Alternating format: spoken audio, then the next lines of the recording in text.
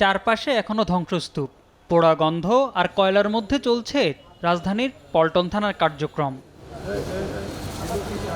সাধারণ ডায়েরি থেকে অভিযোগ গ্রহণ, সীমিতভাবে চলছে নানা সেবা, সাধ্যমতো সেবা দেওয়ার চেষ্টা করছেন পুলিশ সদস্যরা। আমরা এই সব কিছু রুম ছাড়ে এদের খোলা আকাশেই বলা যায়, আকাশের নিচে আপনারা দেখতেছেন আমরা বসে মানুষের সেবা দেওয়ার চেষ্টা করতেছি। বসার কোনো জায়গা নেই। আমরা একজনের পালাক্রমে একজন কাজ করতেছি আর একজন দাঁড়িয়ে থাকতেছি, এইভাবেই কাজ করা হচ্ছে আর কি। এখনও ঠিক হয়নি হাজতখানা, আর বসার জায়গা না থাকায় থানা প্রাঙ্গণে দাঁড়িয়ে দায়িত্ব পালন করছেন কর্মকর্তারা। সাদা পোশাকে দায়িত্ব পালন করছেন অনেকে। সেবা দেওয়ার মতো পোশাকের কিছু নাই।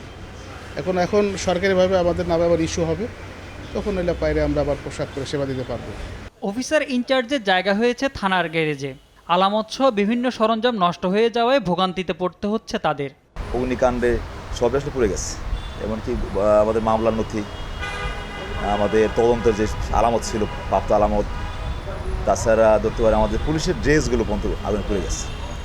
যে কারণে সঙ্গত কারণে আসলে আমাদের এখন পর্যন্ত ওই থানার অপারেশন কার্যক্রম শুরু হয়নি। আমরা জিডি অভিযোগ নিচ্ছি, আমরা মামলা নিচ্ছি, কার্যক্রম শুরু হয়েছে, বাট আমরা এখন আসলে বাইরের ডিউটিটা এখন পর্যন্ত ওভাবে শুরু করতে পারিনি। আমাদের কিছু গাড়িও মিসিং আছে। এদিকে অপ্রীতিকর ঘটনা এড়াতে এখনও সেনা সদস্যরা অবস্থান করছেন থানাগুলোতে। মোহাম্মদ সাকিব, দেশ টিভি, ঢাকা।